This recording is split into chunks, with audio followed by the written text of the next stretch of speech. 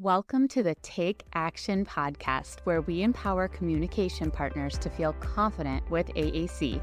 I am Lauren Greenleaf, a certified speech-language pathologist with nearly a decade of experience in AAC.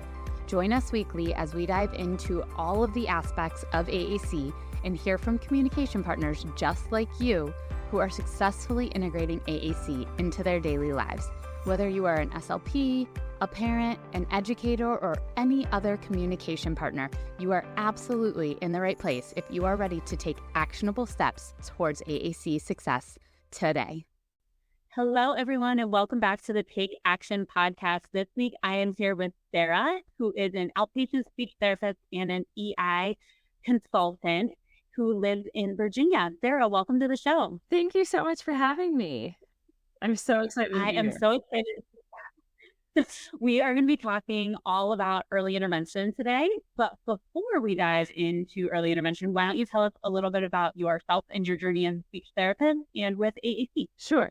So I started out practicing in Pennsylvania. I worked there for a year right out of graduate school and got my clinical fellowship year there. I had some AAC users when I was there. And because of where I was, I had a lot of supports. In Pennsylvania, they had like an intermediate unit. So there was an assistive technology consultant and specialized speech therapist. So there was a lot of really great supports. Shortly after that, I moved to Virginia, and this is more of a rural community. And here I took on a caseload of, around 65 kids at the time. And access to AAC here was very limited with the caseload that I took on. And so I had to learn AAC, and I had to learn it fast. I had a little bit of exposure with it, in my first job, but no formal coursework in it as far as graduate school goes. And so I had to learn a lot about the intricate processes that go into AAC evaluation, AAC implementation, and really kind of program building. And so I served that population there for a couple of years. And then, so because this community is so rural, they had an outpatient clinic here that was for occupational and physical therapies, but it didn't have speech therapy. So I teamed with them and we developed their speech program, and that kind of really took off. And again, starting out from square one, I had to really work to develop the AAC program there from scratch. So that was working a lot with vendors and learning products, and then kind of the feature matching to those products, and also kind of reestablishing what my evaluation process would look like in a medical setting. And so I worked there for a few years, and, it seemed, so in the outpatient clinic, we were serving mostly 3 to 21. And, we started hearing from parents, I do a lot of reflective practicing and with myself and what's working with my services. And I was kind of interviewing families just to see what could improve with the AAC process in the outpatient setting. And one of them said, I wish I knew, or I wish I could see what he would be doing if we had started before now, because he was somebody that I caught at 3 and then immediately intervened at 3. And so that kind of sparked the idea for consulting in the early intervention program. So again, small rural community. The company that owns the outpatient clinic also provides the early intervention services. So it was really easy for me to kind of talk amongst our teams and come up with what that would look like as a AAC program in the early intervention program. And for us in Virginia, early intervention is birth to 3. So that's family-centered practices in the home, and really just a parent coaching model that's in the natural setting. And so December of, not last year, but the year before that, we started just kind of piloting AAC and early intervention, because there's really very little literature on it. And so I kind of had to justify the case with what was available and kind of match early intervention best practices with AAC best practices and kind of talk about, how they all really mesh together so beautifully. And so we started it off, and it really has been so awesome to get into the home and really start those services early. And that, I think, has been huge for development of AAC, not just in our community, but also in the outpatient clinic, because now kids are coming with devices already established, and also then they're going to school after they transition out of the program, very well established with their systems. And parents are a huge part of that piece. And so we've also seen just like parent advocacy and AAC and their ability to, advocate on their child's behalf regarding AAC really improve. So it's kind of a really long-winded version of my story, but I love it. No, that's really cool. And I feel like so often I hear of SLPs coming out of school with little to no experience with AAC. I am like one of those very few fortunate people that are often like feel who got a lot of stuff in grad school. You had to dive in and you had to learn those things. For you, what did you find was the easiest way to do that? Like if somebody's listening and it's like, I know nothing and I need to know something now. Like where did you start? Yeah. So it's so overwhelming. Because like I said, I had clients and the clients that I served were middle school clients in my first job in Pennsylvania. So they were very good with their AAC systems. They were very independent. They weren't beginning AAC users. So like that whole world was new to me. And yeah, it's unfortunate because I think like this could be a whole other conversation, but like mentorship is so needed in the AAC community because we have all these really great AAC therapists. And I think it's becoming more of a thing, but, mentorship, I wish I had that. And because I kind of had to do a deep dive and figure it out. So funny story, I just reached out to Lauren Enders like the other day because I started with the free resources. So I was looking at our technology, or like state's technology system and like what they had pre-recorded and just starting there.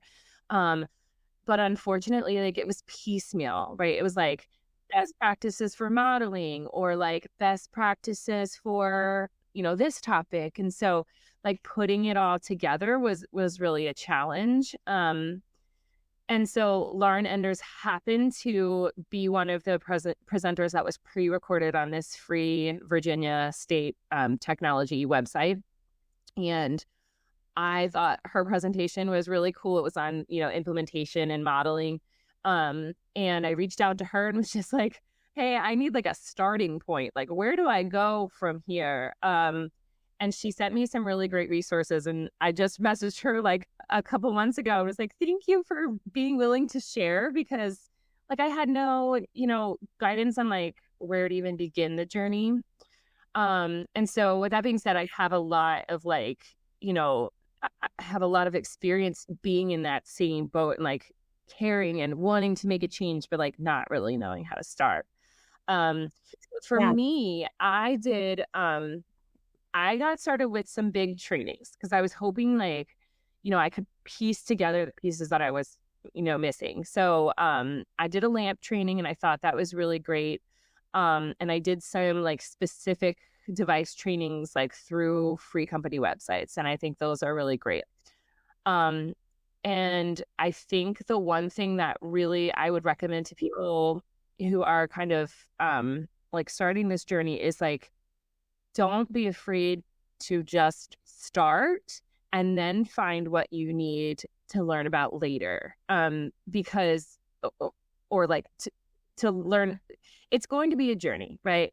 Like you're going to start out and realize what you need to know more about. But I would say like, don't let that prevent you from getting started, because it's so important that we do that. And like, I feel like with every career leap that I've taken, as far as like AAC and like starting these programs, I've done kind of like the research background. Like, why do I need to do this? Why is this important? And then I've kind of filled in the gaps. Like, what do I need to know more about? And that's kind of how I would encourage people to go about that. I love that. And I can so relate to the fact that I feel like most of what is out there is such piecemeal. Like, you're really like constantly trying to fill in all the gaps, and the podcast is going to be piecemeal in that sense, to you get something every week. But so much of my mission in putting content out there for people has really been to be like, okay, if you start here, we can end here, and like I can give you that step by step. And like I have a mentorship program because I attribute almost everything I know to the mentor that I had when I was in grad school. Like you hit on such important points that I feel are so valuable in the realm of learning more about AAC and really expanding on it. But also that idea that like you don't have to know everything to get started today. Like it's more important that you start, and then you start to fill in where you need to go. Then you sit here for like 6 years going, I just don't know, so I'm not going to start yet. Right. And like, I made mistakes, like 100%. Absolutely. And that is part when you know better, you do better. But I think like you kind of have to have those growing pains. And I'm like, I think back on things that I've done. I'm like, I wish I had done this differently. And like, new clinician me is so different than, current clinician me. But that's part of the growing process. And I feel like when we can grow and evolve, that's where progress happens. Absolutely. Definitely. So let's move to the EI portion for those of you listening that really want to hear about the EI part. Let's start. We're going to focus really on that implementation piece today when we're talking to you. And let's just really start with, what does implementation actually look like in EI? I feel like you kind of alluded to it a little bit earlier, but what are we looking at? Because it's not necessarily like what people I think traditionally think of as like a therapy session necessarily. Yeah, the EI world is so different. So just to kind of get started for somebody who is not familiar with like the EI model, it's very family-centered practices. So you're including the parents' wants and their concerns first and foremost. And that is a really valuable piece of the process because, you're addressing like whatever they are most concerned about. And that's just like the parent involvement piece or the caregiver involvement piece is so intertwined with the early intervention setting. So the goals are mostly or all family driven. And then, that kind of correlates with the plan of care, right? So when I'm coming into a home, now I do more consulting than, actual therapy in the early intervention, but I do both. So when I'm doing like a therapy session in the early intervention setting, I'm always starting out with like update me. And I feel like clinicians typically do that too when there's any sort of parent contact, like update me, tell me about the week.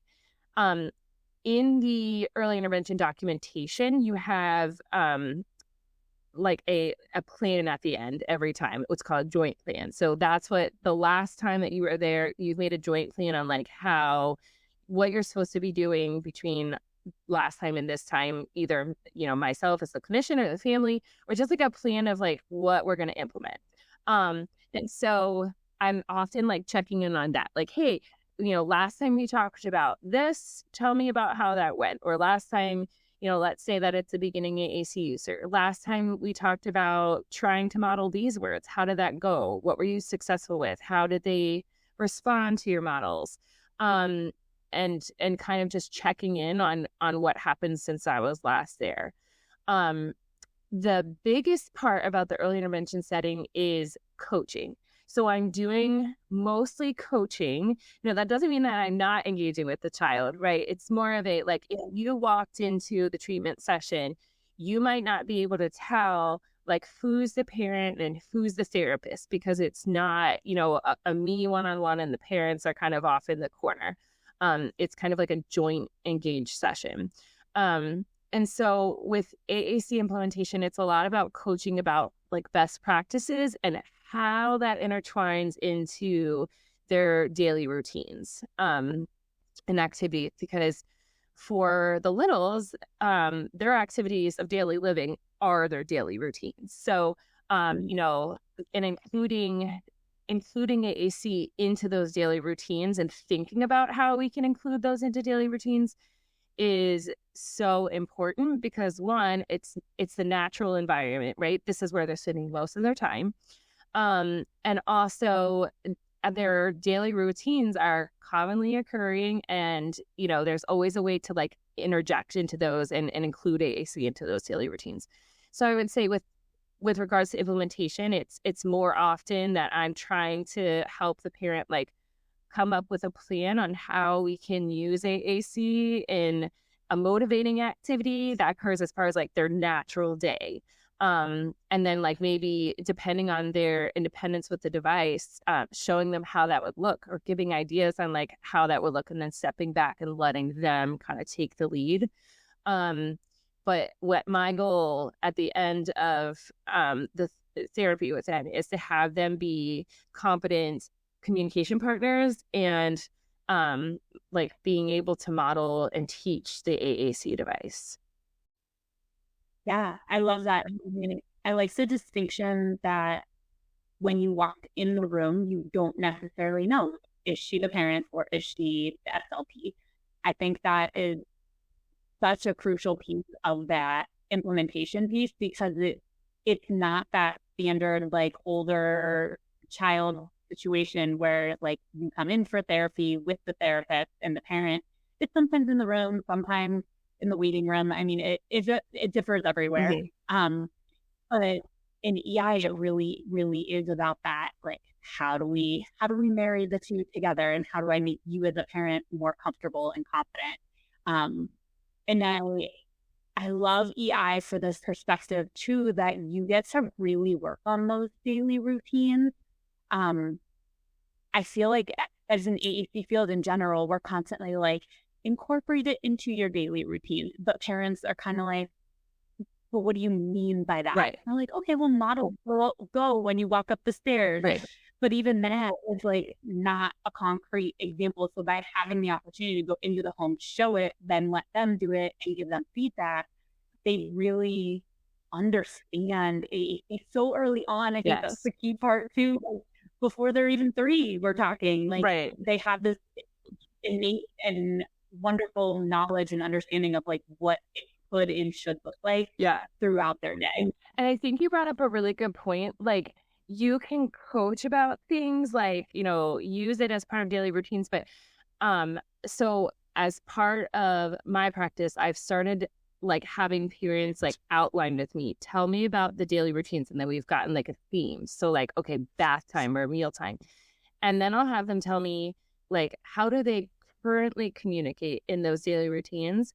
And then what's our goal? So if our goal is to use AAC and to be independent communicators with AAC or verbal speech or whatever the goal is, let's think about how we can use these daily routines as just kind of like an avenue to encourage AAC use. And then like even from there, get specific, like, okay, during meal times, what words do you think you could use? What would be feasible for you to model? And let's do that. So kind of like, if you think of it in a chart, it's like the daily routine, what are they doing and how can we improve that? Yeah, I love that. And I like the point you just made about feasible, because too, as SLPs, a lot of us are really comfortable with AAC. So it comes more natural to us to model a lot of things during a session. For those of you that are brand new to AAC, you probably feel exactly the way that the parents feel. Parents, you guys are crazy. I can barely model like one word at mealtime. So like I think that's that other really important key, that you're working on what's feasible this week, and what's feasible next week, or what's feasible in 3 weeks from now. And ideally it's more than it was a couple weeks ago, but at the same time, like, we all know life happens. I know you're a mom. I'm a mom. Like it's really, really hectic at home. That's like understated when we like got out of school, like I genuinely feel like I became a better clinician as soon as I became a mom. Because I was like, why in the world I recommend people do this? Like there's no time for that. Yes. Yeah. And I think so.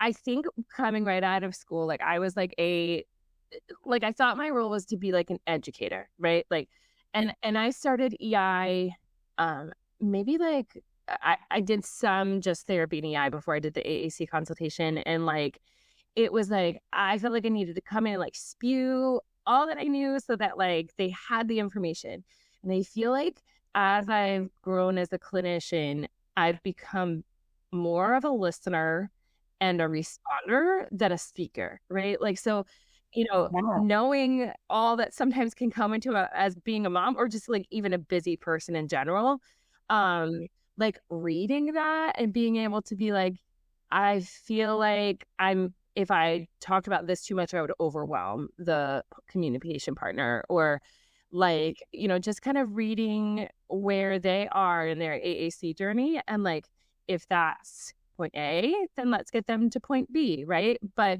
let's not all the way jump to point Z. Let's kind of take them there in these little steps as a partner and not like an education, spewer. Yeah. And I think those are such key elements to early intervention as a whole. Yes. Not even specifically with AAC. Yes. But I feel like it's even more applicable with AAC because there is so much to learn in the AAC world. That doing A to Z is like instantly overwhelming for pretty much everybody in the world. But taking that step A to B and then let's move to the next one, it's perfect. Yeah. Let that sub guide us into some barriers. So we know that implementation in AAC, parent coaching is not always ideal and perfect. So what kind of barriers have you come across, and then any ideas for kind of how to navigate through them? Yeah. And I think this kind of follows that question really beautifully, but like family stressors can be something that, occur in any session, but like in any situation too, but just kind of like understanding family stressors and how they might impact regular AAC use. Like, so for here, anywhere really, but we have a lot of parents that work overnight. And so that is so challenging. And so, knowing that, they might have these stressors that you can't really see, that are just like an additional challenge that they have, just being able to be understanding about that, and know and meet them again where they are in their journey. So like sometimes the stressors become barriers because it's so like overwhelming, whatever the stressor is. And so when that happens, like really just going back to connecting with the family and making sure that they know that this is a process. We're not going to see progress overnight. And so with the same thing, like, let's just go at it a little bit at a time until we can get the end result. I think that's really huge. And I think that also is a positive working in EI because like you see and you get to hear and know some of the stressors that you might not know about in another setting. And so you can problem solve through them, or like even, just try and help kind of guide them through that. But I would say like just being aware of barriers and addressing them with the parent is huge. Yeah, no, that's really crucial. And I think you're so right in the sense that other areas, other settings don't have that flexibility as often. Like there are certain standards that have to be met, or you're in a school and you don't really have access to the family. You're just sending stuff home and kind of hoping for it to kind of roll on over. And it's so powerful to be able to get these kids early on and be able to do that support in EI so that there is more carryover in a sense as you move through the different stages. There's more understanding, like you said at the beginning, there's more advocacy on the parents' behalf because they're already comfortable with the device. They might not be proficient at it, but they're comfortable with it. They know that it's there and that it. Yeah, and I think the other thing that I find really cool is that like they're learning along with their child. So instead of like it happening without them there, right? They're part of this process. They're seeing it. They're learning with the child, and that's the one thing that I always like. Anytime I have a high technology trial, I'm like, when the child goes to sleep, I just want you to learn it. Like just play around with it. Just find, try and find some words. So that you can learn it too. And so, that is really a good point, is like, if they are not part of the process and they're just like given this device, it can be way more overwhelming than if they start from scratch with their child. Yeah, I think that's key. When it comes to the implementation piece, I've talked to some people that have a really hard time kind of with that initial family buy-in, right? Like we got to get the buy-in before we can really even get the implementation rolling, or we get the families that maybe will implement it like when you're around and then they kind of taper off. Like how do you navigate, or what strategies have you found that have been supportive in that? Yeah. So I have found it to be the most helpful to have the discussions before. So like assuming this is like I do a lot of high technology stuff. So assuming it's a high technology device where there's all these different components, I'm having the conversation before we even like start the trial or like implementing. Here's what progress may look like. Here's also what progress may look like. So I made a handout for that too, like specifically so that parents can take that information and roll with it, because like sometimes to talk to them about like they might not use the device right away, and that doesn't mean that it's not going to be successful. It just means that they're going to need more time, or they're going to need other supports, or they're going to need more modeling.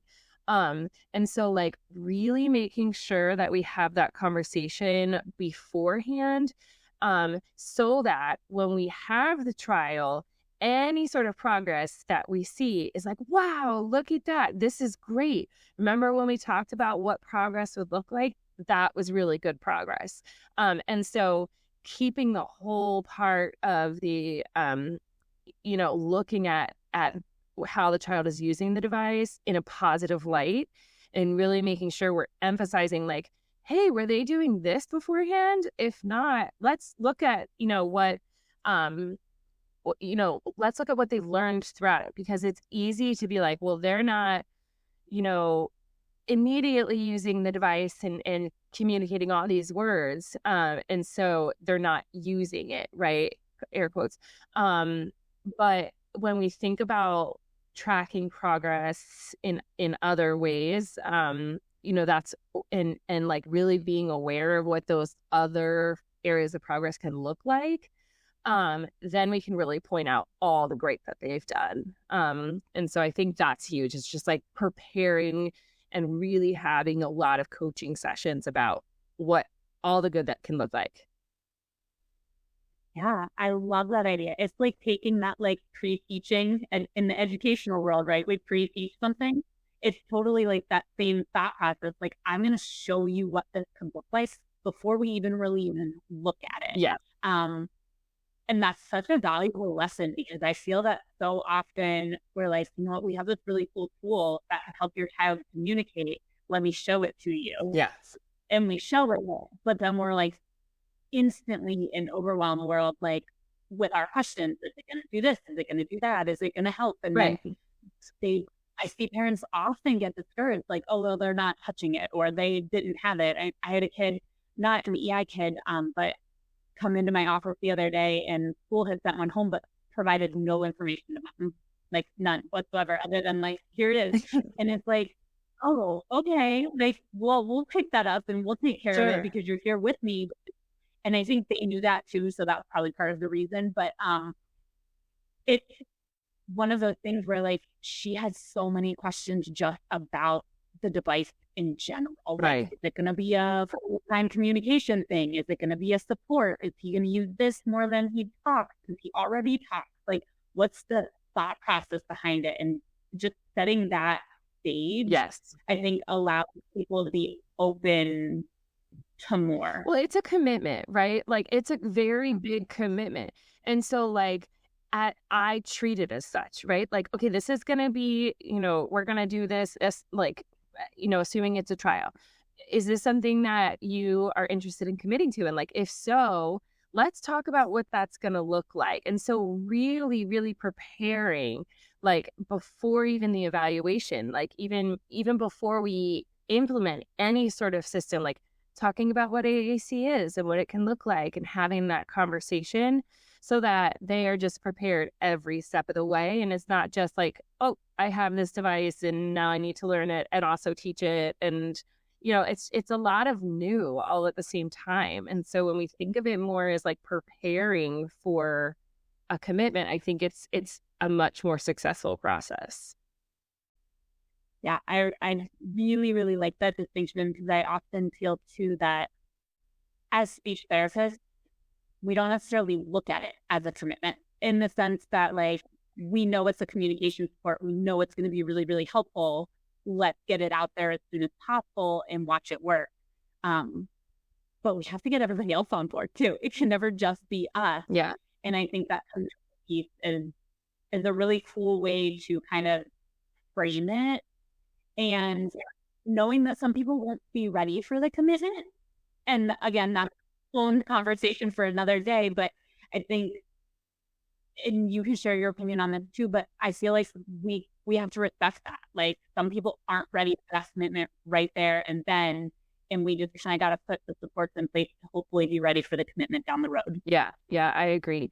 And you have to think about, like, and this is part of that, like, whole stressors conversation. Like, if a family is, interested in AAC and that's something that you're considering, like, they are probably also, like, then navigating, some behaviors associated with, like, communication breakdowns or frustration associated with that. And so, like, they're navigating that whole world. And then we're, if we kind of just spring it on them, it's just a lot. And parents can feel overwhelmed a lot. I can feel overwhelmed a lot, and so, yeah.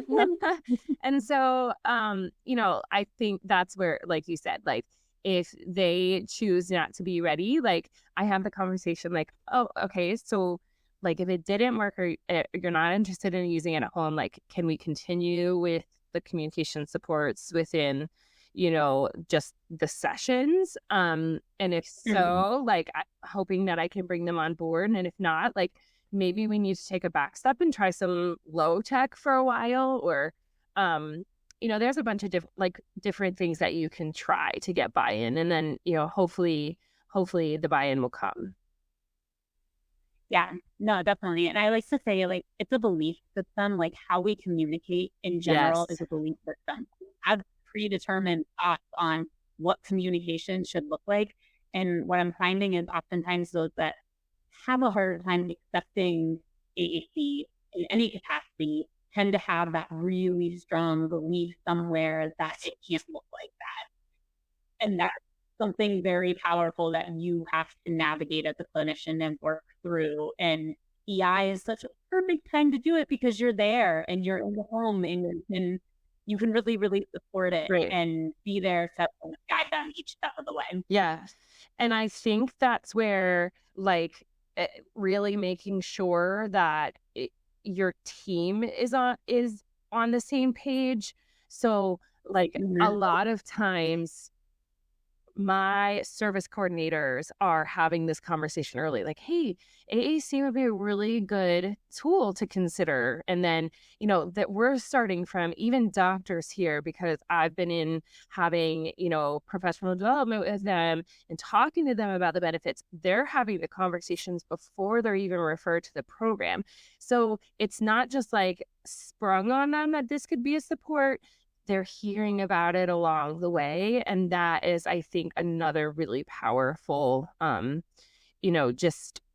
benefit of making sure we're having everybody on the same page. Absolutely. Absolutely. So we did take a little detour from implementation, but I think we had some that it was totally worth every second of that conversation, because we can't really get to implementation if we don't, like, have the system in place to get there. Yes. So I'm all cool with it. I think this is super valuable. I'm going to transition back to implementation just kind of for a second. Yeah. Like when it comes to the device is there, everybody's on board, we're good to go. Yes. That implementation in the home, like, are there any, like, a couple of lessons that you really learned or a couple, like, really solid pieces of advice you could leave everybody with today? Yeah, I would say so with implementation specifically, we need to make sure that we are using motivating context, right? It has to be fun. It has to be engaging, whatever the child finds motivating. That doesn't mean that you're finding the motivating thing. It means whatever the child is motivated by. And then using that to greater your connection, right? That's what I feel like I have found is not making sure that we're not interjecting into the motivating context content, but making AAC be a way that you can join them in communication and engagement and in that activity. So in implementation and early intervention, I'm trying to make it, like, again, as natural as possible, and building connections while also building connections with the family and having them see, like, it doesn't need to be this, like, teaching session where it's like, okay, now it's AAC time. It can just be, easily modeled into whatever they're doing. Like, let's just think of a word and teaching that problem solving. But I think with implementation in EI, like, reading the caregivers is huge, and just, again, reflecting on what's working and where they are in their journey so that when we are implementing, we're as successful as possible. That's what I would think. If I could, any new early intervention provider, I would just say, like, meet parents where they are and go from there, and then try and include it into what they're already doing and make it motivating. Yeah, I love it. And I love the wording that you use to, like, greater the connection. Yeah. Because I so often see AAC as a transaction. Yes. You press cookie, you get cookie. Yes. But ultimately, that's not our goal. Our goal is that connection. Like, a lot of families in EI want the language within, like, a meal time or within something that tends to be more specific and almost, like, causes, like you said, those behavioral meltdowns. Like, I'm really hungry and I have no way to tell you that I'm hungry. So, like, there's going to be some type of behavior that comes from it. So we're trying to lessen some of that, but we don't need it to be this transaction. We need it to be this connection where, like, I see you, I hear you, I feel you, let's get you food. Yes. And really working through that. And the caregiver piece too is so important, and everything EI has to offer. And I think we often talk about meeting the family where they're at, but I think today you gave some really good examples of, like, what that even looks like and how we can do that. Because I think we hear that and we're like, okay, well, they're not ready for 2 word phrases, they're ready for 1 word phrase, we'll start there. But it's so much deeper than that. It's like finding the activity, it's finding the words, it's finding what's already working and what's not already working, and praising the things that are working too, because I think a lot of your families that you work with, and the ones that I work with too, often feel really defeated in general about the communication. Current communication.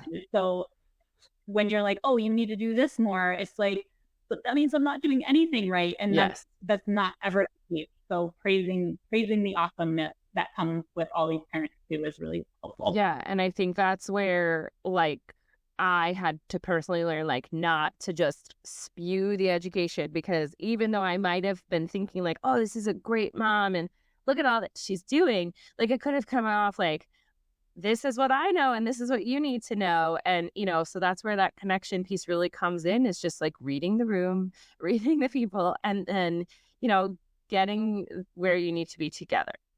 Definitely. Yeah. I love it. All right, Sara, I know you're on Instagram, so if people want to kind of follow along with you, where can they find you? Yes, I am AAC and SLP on Instagram. It's new. I just started it not long ago, so I'm still learning that world too. But it's been fun. It's a world. Yes. Yes. Perfect. Well, we will have that link for everybody in the show notes. But Sarah, thank you so much for coming on today. I think this was a really valuable conversation for anybody working with EI kids, but also anybody working with AAC users in general. I feel like can take a lot from this conversation and still implement it in their setting. Yes, absolutely. Well, thank you for having me. It was so fun talking to you. Absolutely. We will talk soon.